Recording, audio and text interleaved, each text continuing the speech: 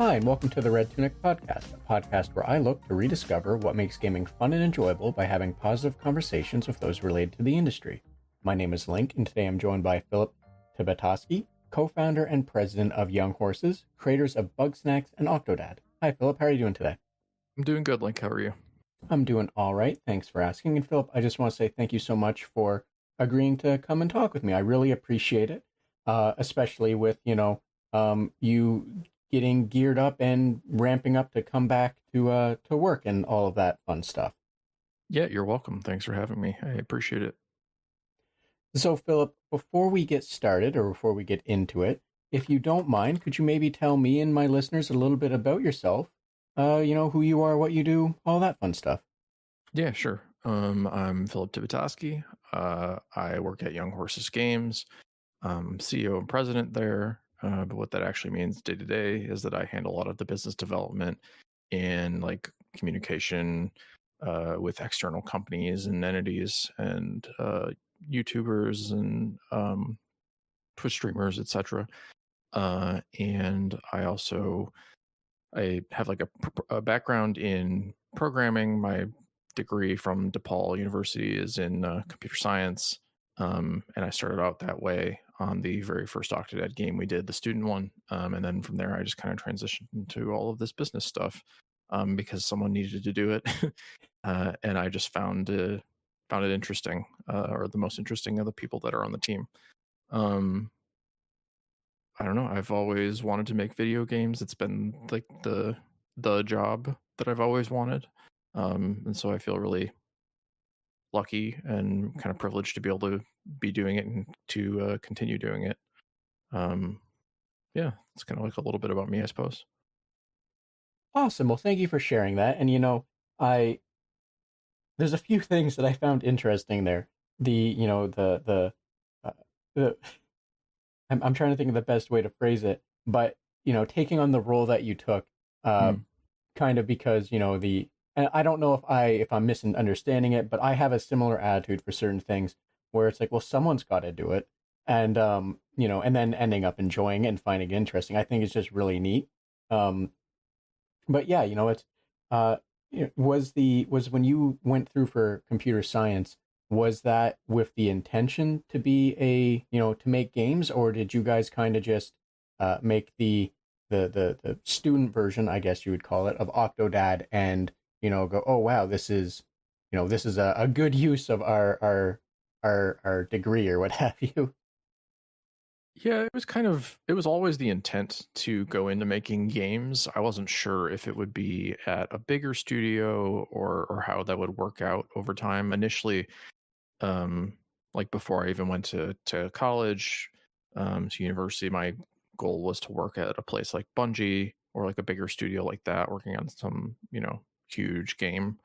And then kind of over time, when I learned a little bit more about independent developers and these smaller games that came out and how much kind of personality they can have and how much direct control each person on the team has over kind of what those games become, I became more interested in doing that and kind of went that direction. But while my degree is a computer science degree, it's also a like technically computer games development bachelor as well. And so we had a lot of like design classes and specific game creation courses throughout the program. Pretty much everybody on the team did. And that's really cool that's what your program, I'm going to call it, the schooling as a whole had, just because the original Octodad came out 2010-ish, I believe, Yeah. if I'm not mistaken. And I graduated from from programming myself in about 2009, and we had very little of that. It was more of like a very generalized kind of shotgun approach where we had a little bit of everything. But that was one of the things that we had very little of. So it's interesting to hear that you all were afforded, I guess, the opportunity to have that kind of exposure to get like a better idea of that market, I guess, when when like the whole indie scene wasn't really at its peak yet, because at 2010, Right. as I'm sure I think Greenlight was just coming out, or it was maybe, just sort of like getting ready. We the indie scene wasn't really that big yet. So, uh, Yeah. the like you said, the wanting to work at like a big studio, it was kind of that or bust in terms of what most people's approach would have been, if I'm not mistaken. No, yeah, that's right. At the time, not many schools had that sort of program available. I think it was like DigiPen, at least in the US, DigiPen in Washington, and Full Sail maybe in Florida, and then DePaul. A few other places had smaller programs, but not ones where I had seen games come out of them of note, or ones where I had seen people actually then being likely to be placed in the industry or finding jobs in the industry, which is a very competitive job market. Um, and so DePaul was one that attracted me just because of the kind of clubs they had. There's one called Defrag, which is a game development club there. And I had seen some of their like forums and stuff they had back when forums were more of a thing, and joined kind of because of that, because it seemed like there was a vibrant community of students there who were actively making games not only for their classes but outside of it as well. Um, but yeah, it was we were definitely lucky, and I feel like a lot of our success is built around the kind of context of the time that it happened. Like you were mentioning with Greenlight, I believe that was 2012 when that started. I want to say, because it was shortly after we started working on Octodad Deadliest Catch, which is the sequel to the commercial sequel to the student Octodad game, that we started working on because of the popularity of the free student game. And we actually were already in contact with Steam to be on Steam with Deadliest Catch by the time Greenlight was a thing, but we decided to go the Greenlight route anyways to kind of continue to test that we had a an amount of interest in players buying and playing Octodad Deadliest Catch that made it worthwhile to like continue developing and finish, which is something we did throughout the process, starting at the beginning when we raised roughly 24,000 with the Kickstarter campaign for the game back when it was just called Octodad 2. Kind of the whole time we were double checking, like, okay, we released this free thing, we know people liked and enjoyed that, but did they like and enjoy it just because it was free? You know what I mean? Would people actually pay money for this? And that's kind of one of why throughout development we kept kind of double checking our sanity, so to speak, of um, you know, is this a thing that's going to work out for us? Are we going to be able to make another game after this? And so we just kind of kept going, kept checking on the general popularity for it and the want to play it, I guess, through a lot of like external sources, like those things, um, which kind of helps keep your own ego or idea of like how good your game is in check, and make sure that you like have realistic expectations, I guess. So, thank you for sharing that. Yeah, I understand what you're saying, because that makes sense. Because the last thing you want to do, especially especially when the indie scene is um, as young as it was then, the last thing you want to do is kind of jump all in without any kind of like buoy or what have you, to let you know, Right. that you can stay above water, right? Just Yeah, anything because to help. some of the games that had come out uh, almost immediately before we started on that student version of Octodad were, I think, Super Meat Boy.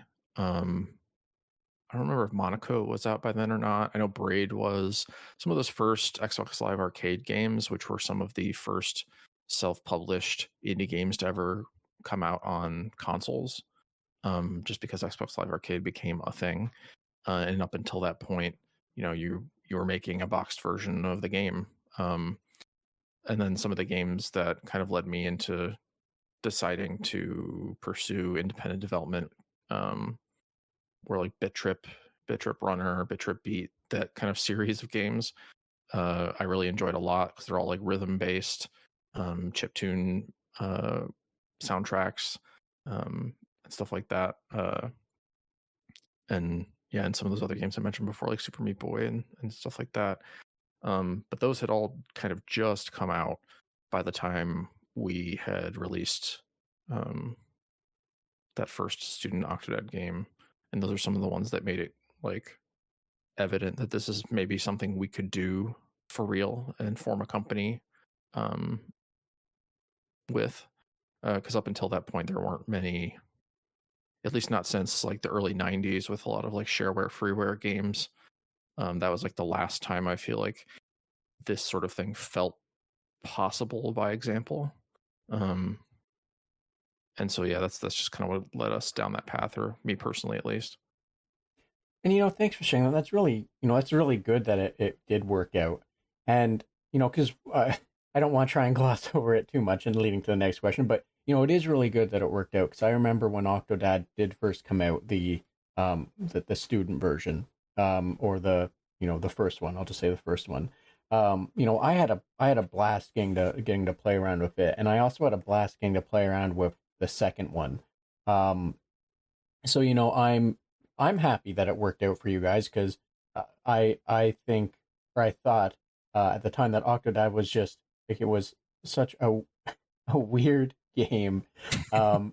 Like, I don't mean that in a negative way. I'm just No, there's it's definitely weird. uh, um and like the second one just sort of amplified the weirdness mhm, with a much with like some more structure to it, I guess you would say. yeah, And like so yeah, I'm glad it worked out for you guys because um you know I I'm a huge fan of indie games, and I just the especially the approach from indie teams where it's kind of like we're just going to throw this weird idea at the wall and see if it works. And I love it when those weird ideas work because it it's refreshing, it's nice, it's always fun, you know what I yeah. mean? Mhm. Yeah, for sure. I mean, it's always been interesting seeing the trade kind of back and forth between smaller games and bigger ones, because you see mechanics that are influenced from by one or the other in the other, I guess. Like for instance, in Bugsnax, there's to track the Bugsnax, the creatures in the game.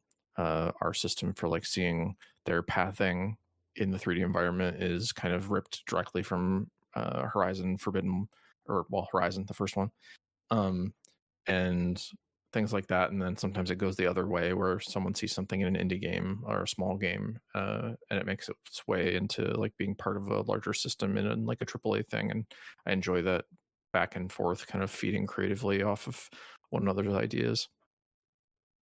Yeah, definitely, I can understand that. And it's always, I imagine, like, if it's like a big compliment if you Yeah. do a little thing and you see a big AAA game or what have you, kind of riffing on it, like taking what they can from it and doing their own twist or what have you. Just because for me personally, I would see that as like oh hey, this big team really liked this idea as well that we did, and now they're showing what their take on it is. Yeah, I mean, I think it's definitely very flattering when that kind of thing happens, or at least I would be really excited by it. Now, Philip, there is we probably covered this in different words or what have you. So I apologize if this is a kind of redundant question. But how did you get into developing making games? And from your experiences, is there any words of wisdom that you could share? So initially, what had got me interested, I guess, in making games, I believe it was when I played The Legend of Zelda: Ocarina of Time on N64, on Nintendo 64. That was the first game. I'd been playing games since I was like 3 years old, but that game was the first time that I like looked through the credits as they rolled and wondered what each of those people did, like what a programmer was, because at the time I didn't know, and is what got me kind of initially interested in figuring it out. And then I think the first game that I actively tried to do anything development like with was a PC game called Black and White. It's kind of like a god game where you have like a little civilization of people that you're helping uh, kind of form their own little colonies, and they worship you, and you have to decide if you're going to be kind of benevolent or not. And there are the creatures in those games. You could download mods and skins and stuff like that that people had made. And one of the first things I tried to do was um, I think it was called like Milkshape 3D or something like that. There were some older programs where you could do some texture work and reskinning characters, and I tried to do that with some of the monsters in the game, the pets, the creatures, but never really got anywhere with it. Like I just kind of looked up different things on how to use it, and I tried to, and then eventually kind of just gave up. But I'd always kind of kept it in mind. And then when I was choosing like where I'm going to go for college, like game development was still the only job I had in mind that I felt like I would be happy doing. And so I went to DePaul University in Chicago, and then kind of took all of I guess what I liked about it is that it was still a 4-year university and still had all of the kind of general education stuff. And through doing a bunch of research and talking to people who had been in the industry, they suggested that as like um, kind of being someone who has a well-rounded education, well-rounded kind of knowledge base, being more valuable when you're looking for a job than if you had only gone through a technical school. And so that's kind of why I chose there. And for the first 2.5 or so years, I was just kind of taking my classes, making small games for those classes, taking my programming courses and all that. And then it was my sophomore year, like most of the way through it, almost junior year, that uh, the class ahead of me, had made a game called Devil's Tuning Fork. That was a first-person game where you navigate via like echolocation with a tuning fork, and had kind of like an MC Escher style to it.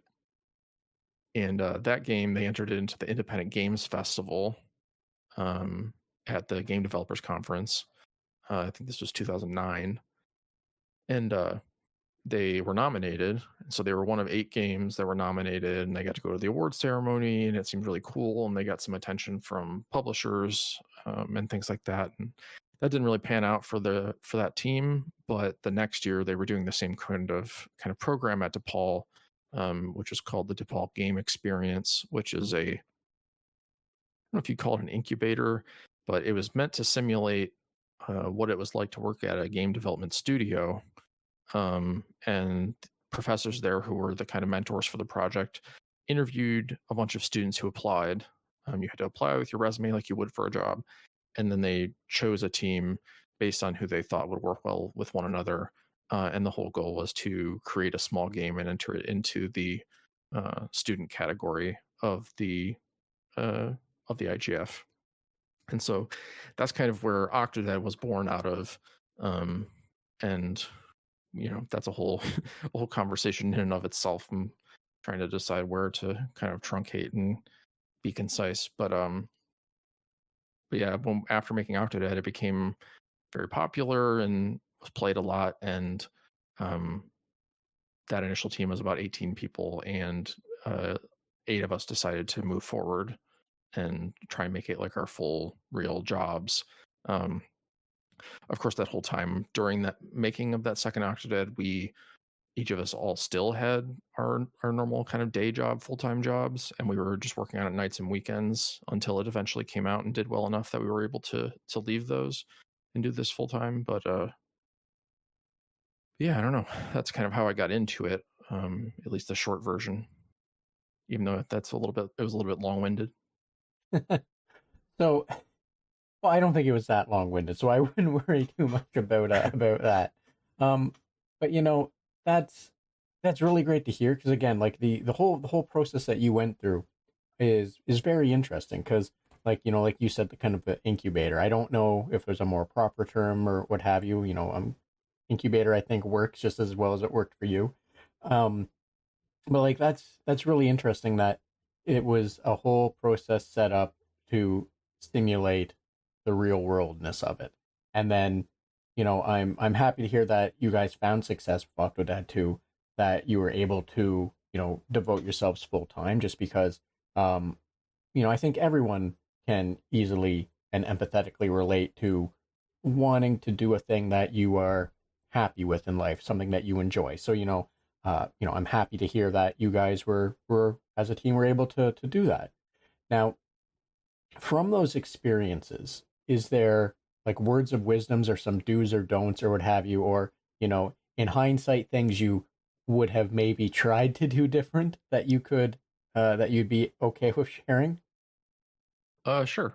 Um, I think I feel like this applies generally to everyone, whether you're within the game development world or any other professional world, or I don't know, everyday life too. But taking advice from people with a grain of salt, I think, is important.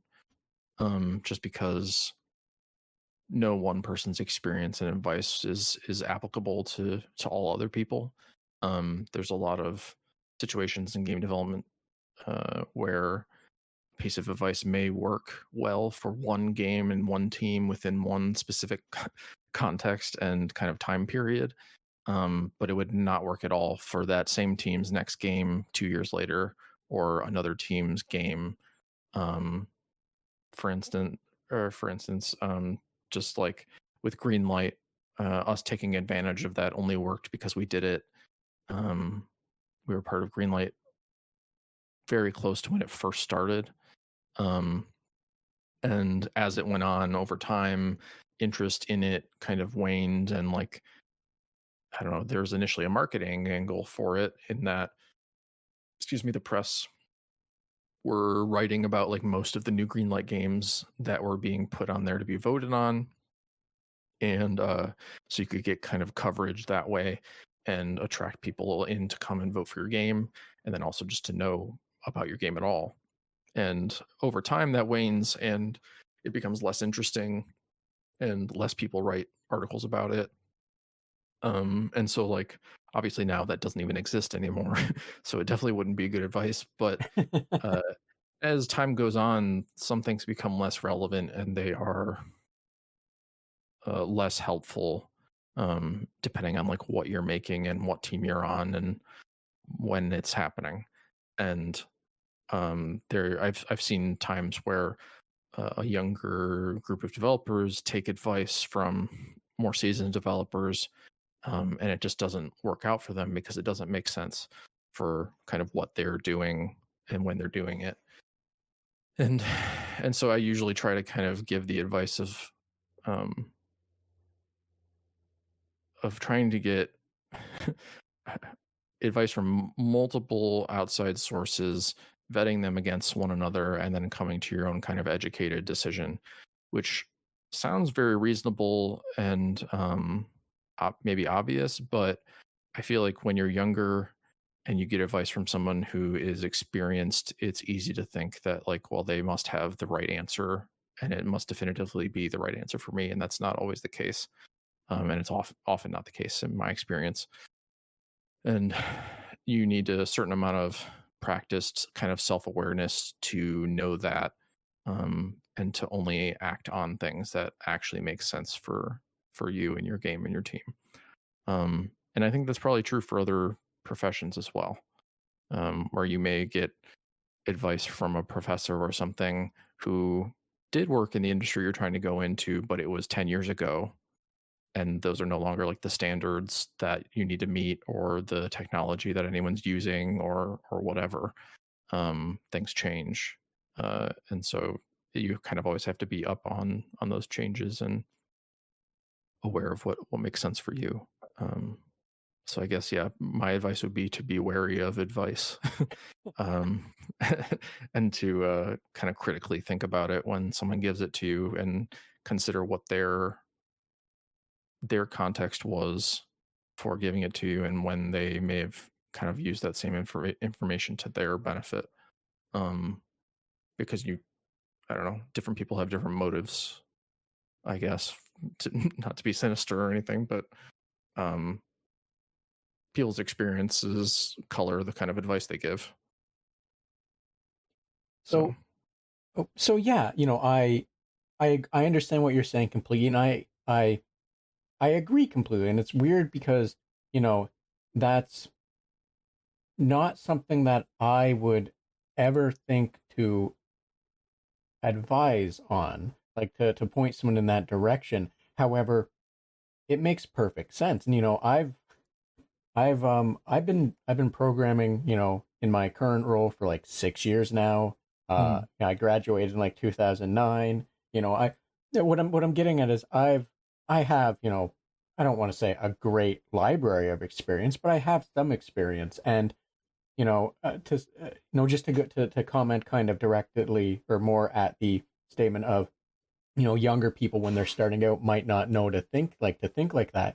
However, I wouldn't have thought like that. So I think that's good advice regardless of your experience level, just because sometimes it's really easy, the more experience you get, to kind of tunnel vision yourself. Right. And when you are um, when you're starting out, like you said, if you have someone that you look up to, or you see them as experienced, or what have you, you have such a wide view that them saying the one thing, regardless of the validity of it, because like you said, sometimes there are different motives, or like your own experiences have colored how you will advise or direct people.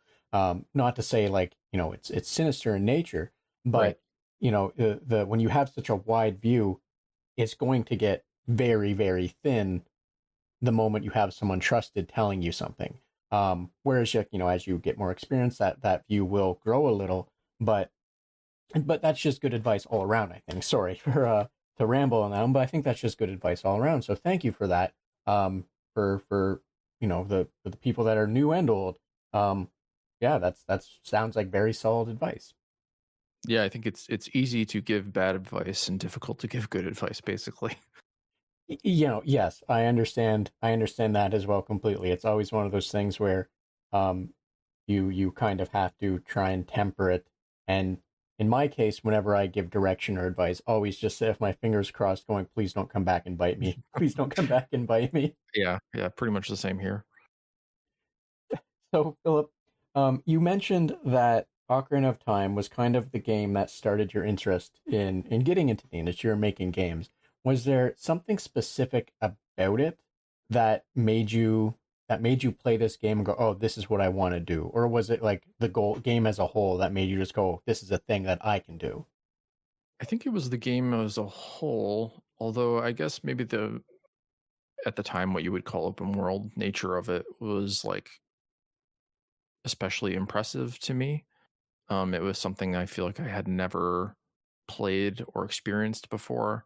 I had played, I played a lot of games, but not enough, and not enough like PC games to know that things like that had not exactly been done that way before, but been done in one form or another.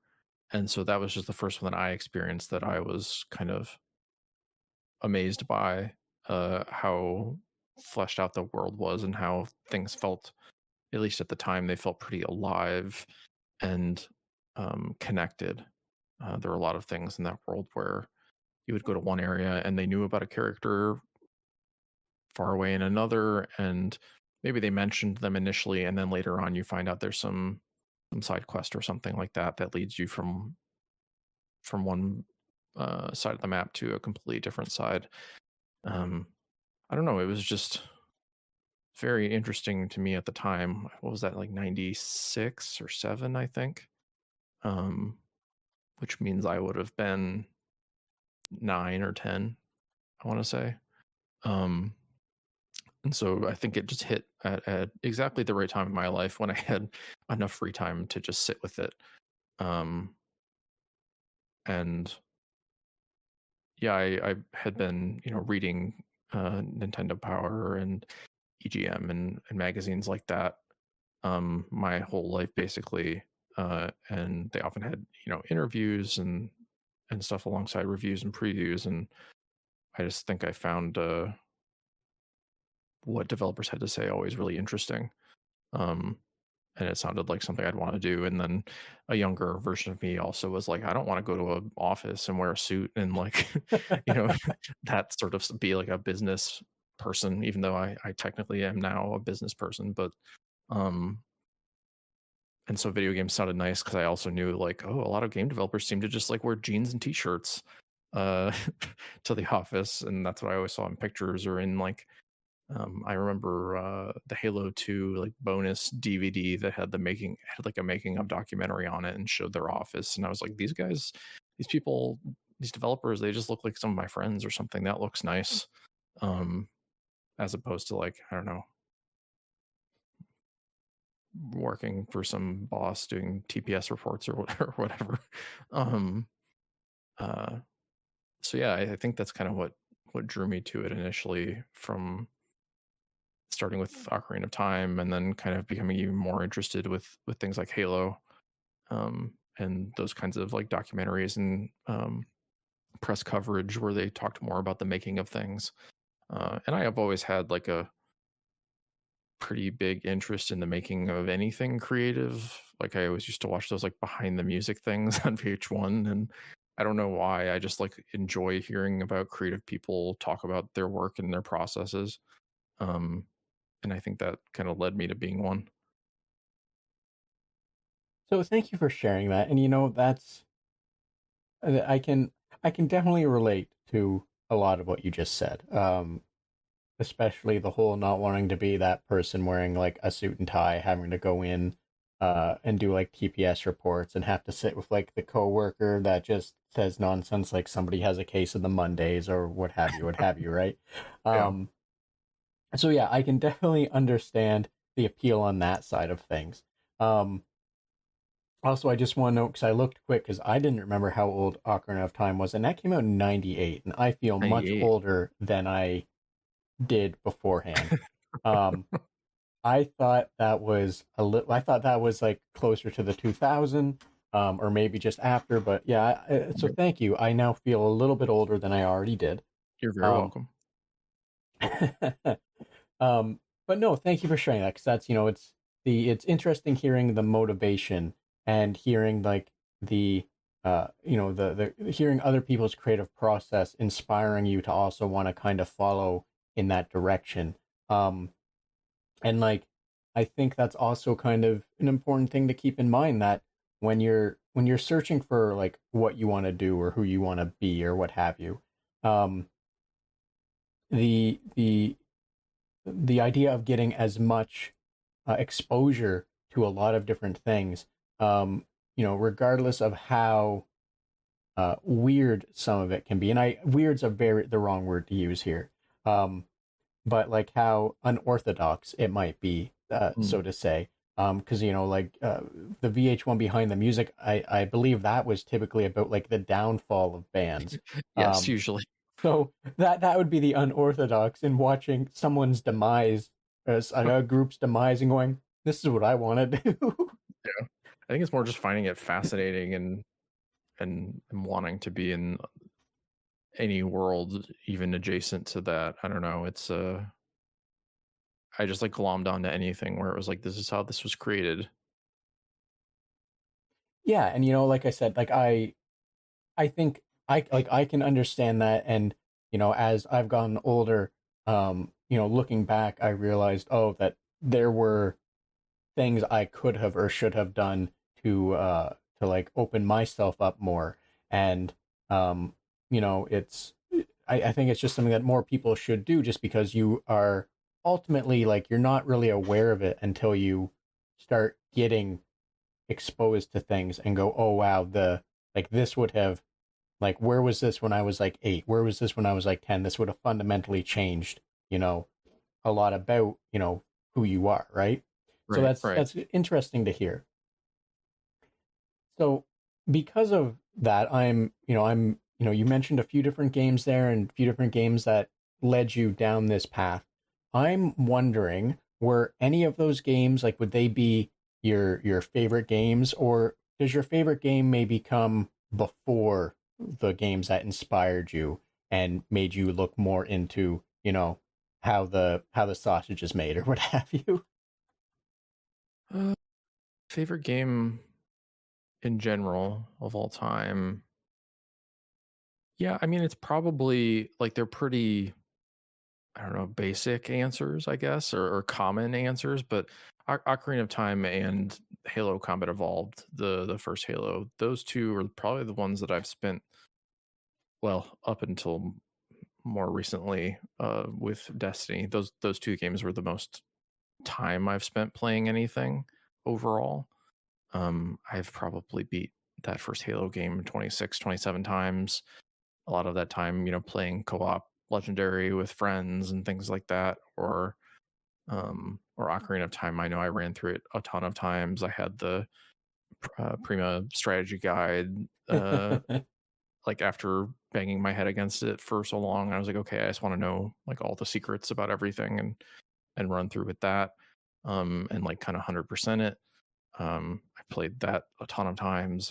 Those are both big favorites of mine, um, for a long time. I mean, I still like them a lot, but I've just played more as time has gone on, obviously. Um, and then currently, Destiny 2 is probably my favorite game. It's definitely the one I spend the most time with. It's definitely my like comfort hobby game that I go back to time and time again, just to kind of enjoy the storytelling and the live the game as a service kind of nature of it, where it's always changing and evolving, and there's always something new to do. Uh, and then it has the kind of like Bungie first person shooter secret sauce that I feel like only they have, where I don't know, the moment to moment gameplay in their games feels better to me than pretty much anybody else's.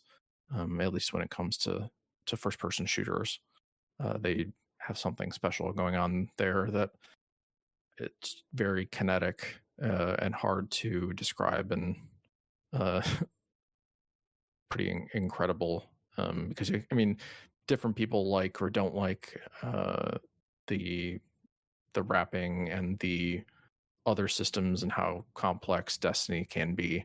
But like, I feel like you cannot deny how good it feels moment to moment just to shoot the guns, jump around, slide, run, and things like that. It's unlike anything else, in my opinion. So, far be it for me to comment on that, because I actually have never played Destiny 1 or Destiny 2. So I can't really speak to that directly, but from what you were describing, I'm familiar with those mechanics, and I can relate to enjoying those kind of mechanics in other games, just because, like, the frenetic or kinetic nature of being able to do those things, um sometimes regardless of how they're implemented, is always fun. In my, like, for me, they're always fun, just because it's one of those things where it doesn't feel stagnant, right? So Mhm. I can definitely, like I said, I can't speak to what you said exactly, but I can understand how and why that would be an enjoyable thing, especially, like you said, if it's from Bungie. They were known for doing, um, you know, solid gameplay. So, like, having a group that has previously shown they can deliver, I can easily guess that it's probably a polished experience that would easily be, enjoyable, right?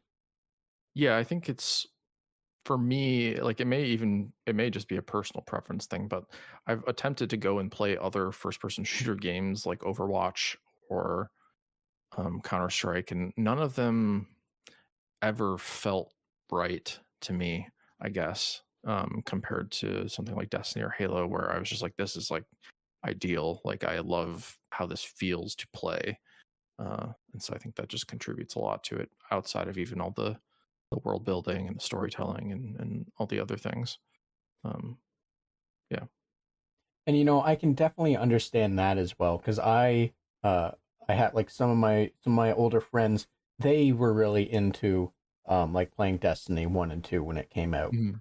And um they they were very much against playing some of the other arcadey games like Counter-Strike Source or what have you, because like it wasn't the same. Like, while both of them were kind of arcadey, well, both of them were kind of like in the same realm of existence, so to say.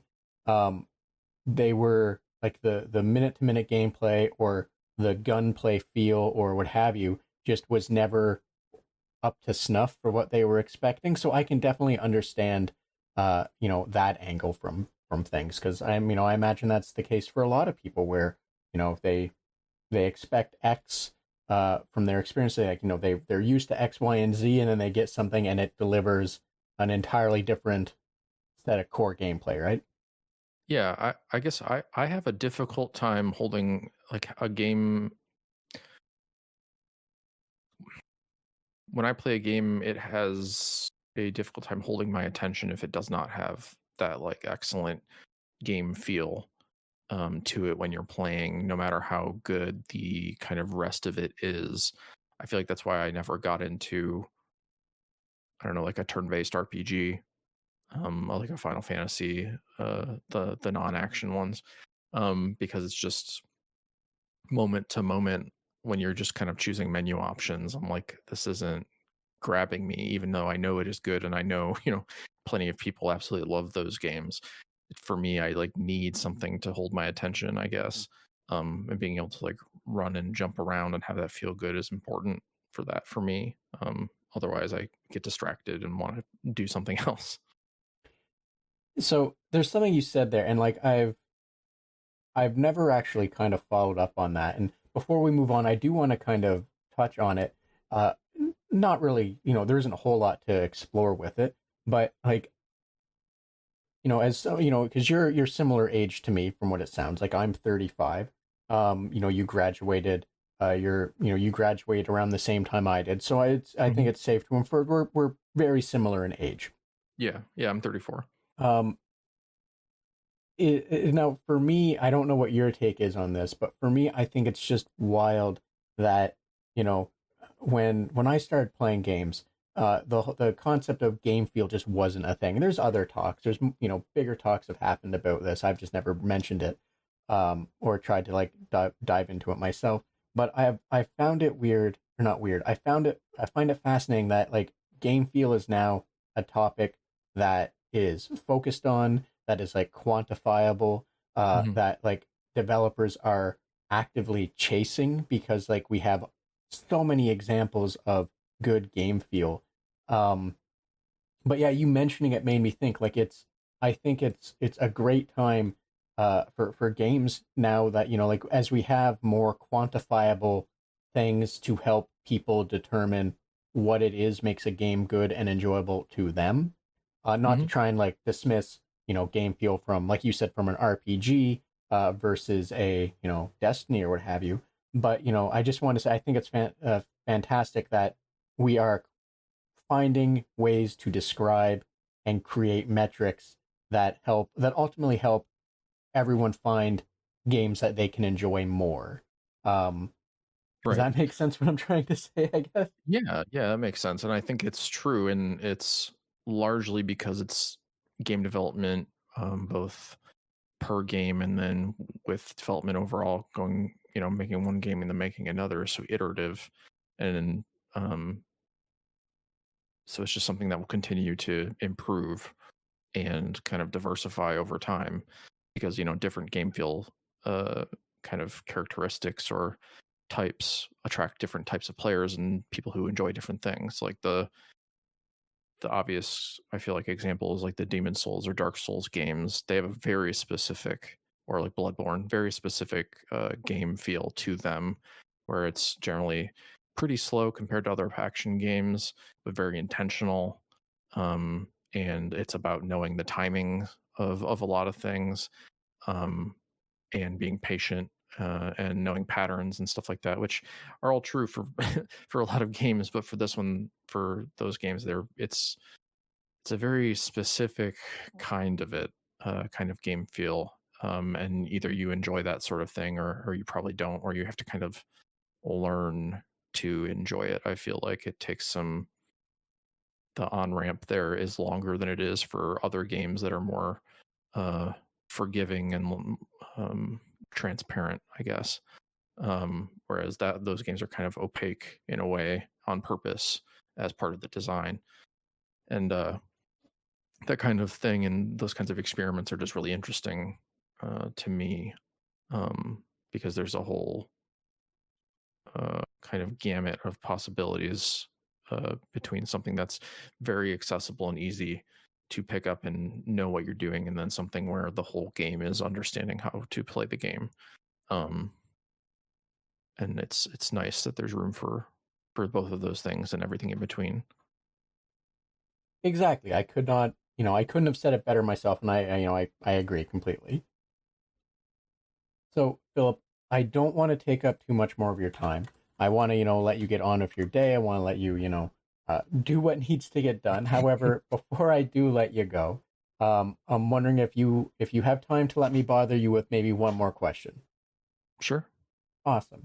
So, Philip, outside of games, what is it you do? What do you do to enjoy, or what do you do to relax? What kind of hobbies do you have? And I understand that this is kind of a loaded question in that the answer could easily just be games.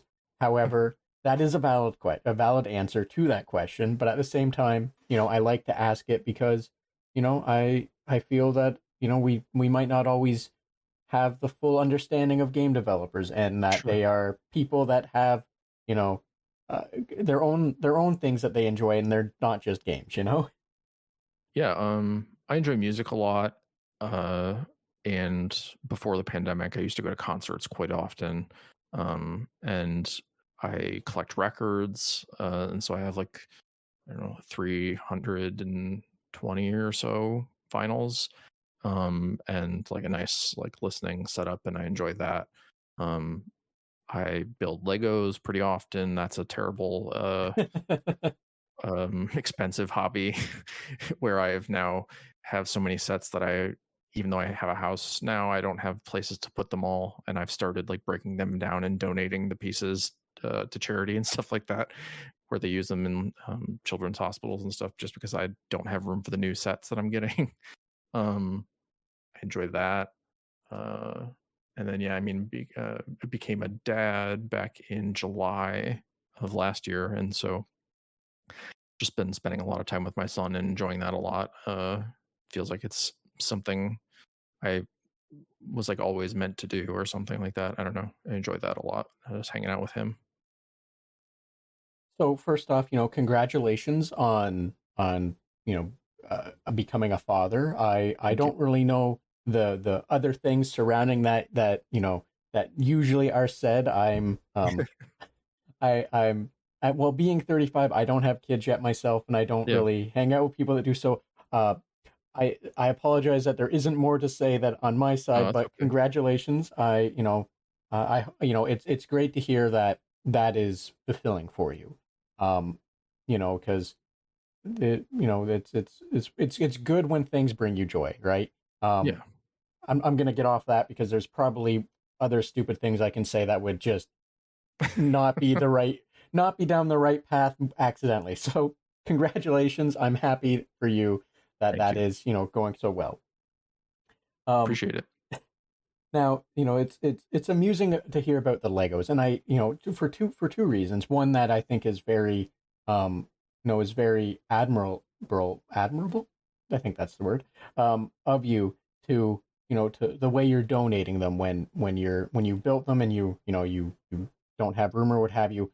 Um, I I think a lot of the causes that are based around like children's hospitals and such, I Hmm. think they're always fantastic, and I think they're always things that um that deserve more attention, because like for anyone that doesn't know, Usually like those kind of setups are not, when usually our kids are in the hospital for a while, it's never a good time, right? It's never Right. a good thing. So, I think that's just really admirable of you to donate, donate your what have yous for to to I imagine help out in way more ways than people are probably aware of.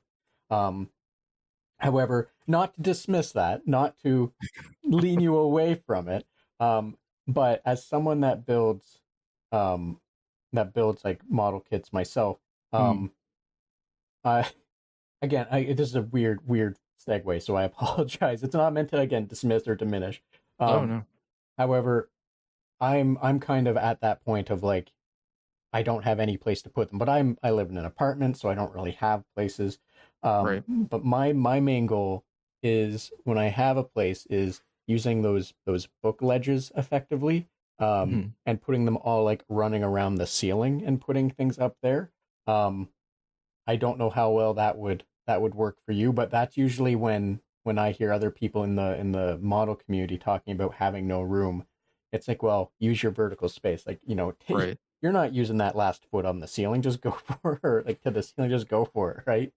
Yeah, I started hanging some or some floating shelves, and I have used the ones up that I have already, but I'm concerned about going around the whole room or whatever because then I feel like maybe I'm like surrounded or something. Um, but I think I enjoy the meditative process of building them more than I do displaying or like having them afterwards. It's more just like enjoying the quiet time of reading the instructions and putting it all together, seeing the final result, and then I'm like, okay, well that was enough for me, and like I can move on to the next one. And I completely understand that as well. Like, as I said, I build models, so yeah, I can definitely relate to that, and that's just makes as much sense to, because there's a lot of people in the community as well that are like, well, I just want to build it. I like like you Yeah, said, the meditative nature of it, and then, you know, um, they just get rid of stuff after. So yeah, so I understand that completely. Now I am curious, when it comes to like, because there's so much Lego, and there's always new stuff coming out and all of that. Is there a Lego kit set, what have you, um, that's coming out or that you haven't had your chance, got your mm. hands on that you are sitting there going, oh, that's gonna be something you enjoy that you really want to do or build or what have you? There definitely are, but I'm attempting to not buy more because I currently have a like large lighthouse set, a Bowser like Mario set, um, the set from The Office, the TV show, like all just like sitting waiting to be built that I bought before my son was born, and haven't even had time to start those yet. But I'm still often tempted. The Rivendell Lord of the Rings set that recently came out looks extremely cool, but is also enormous and expensive. But that's been tempting. Uh, it's probably the one that I'm most excited about right now. There are also some smaller Indiana Jones sets that I'm into and might pick up. But it's difficult to stop once you start. I feel like I don't know. I'm like, all right, I haven't bought any new sets for a while now, but if I start, I will just continue to buy sets. Which is, it's a fun problem to have. So again, I can relate to that. I understand completely what you're saying. So, um, I guess the only thing I can say to that is I wish you the best of luck in your endeavors moving forward. Thank you. Um, I understand it is a hard problem to get around or what have you, you know. Yeah, it's really hard for me. Yeah. Um, but at the same time, like you said, your son's a little young now, I imagine. However, it's only going to be a handful of years until you have a wonderful excuse to start picking up more, so that way it can be Exactly. a father son project, right? Exactly. Of course. I have definitely been thinking about that when he gets a little bit older. Well, I wish you the best of luck in that path as well. Thank you. So, Philip, as I said, I don't want to take up too much more of your time. I do want to let you get on with your day, get back to your life. with your, your young child and games and, work and all of that fun stuff. However, if there was anything else you want to discuss, a cool game, what you're working on, something you feel more people should just be aware of, by all means, the floor is yours. As well as please let everyone know where they can find more information about you, which I'll also include in the episode description. Sure. Quickly, I guess I'm playing the Resident Evil 4 remake right now, which is incredible. Enjoying that a lot. Really enjoyed the original one when it came out. As far as a game, I don't have anything to promote myself, I guess. If you haven't played Bugsnax or Octodad Dad Lays Catch, both of those are available on pretty much every platform where you can buy video games. You can follow me on Twitter at PTibz, PTIBZ. Follow at your own potential peril there. I just kind of, sometimes I'm tweeting about game development stuff, but often it's just about everything. And I would highly recommend, if people have not played it, they pick up the game Tunic. It's a Zelda, like kind of old school style game, but it's beautiful and is a really interesting world filled with like a ton of secrets. And I found that game like particularly enjoyable in the last year. It's like one of my new favorite games of all time. Well, thank you for those recommendations, as well as I will make sure that, people can follow you at their own peril if they so much as choose. I just tweet often, that's all, I guess. As well, I'm happy to hear that you're having fun with Resident Evil 4. As anyone that has played it previously, like myself, I really enjoyed it, and it was a fantastic game, and I'm looking forward to eventually having the time to get to it. So it's good to hear that it's, I've only heard good things, so it's good to hear from one more person that it's good. As well, Tunic, I can't agree more. Fantastic game from what I've played. My only complaint with Tunic is you have to be in the mood for it. You have to be in the right mindset to understand the large minutia of not having an idea of what's going on most of the time. It's a game that took me a while to get into. I didn't immediately click with me, but after, like, it's easy to play, but not as easy to understand exactly what should be doing outside of exploring. But once you start to kind of pick up the language of the game as it puts it out there in more ways than one, it kind of opens up and is pretty incredible.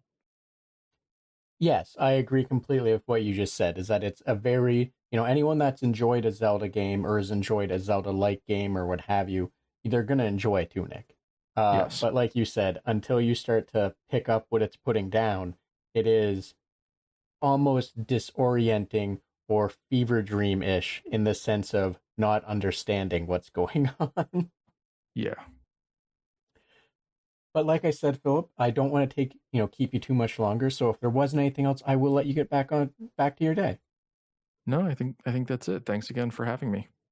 No, Philip, again, thank you so much. The pleasure was all mine, and I'm happy that you were able to make time, take time away from everything to speak with me. Yeah, of course.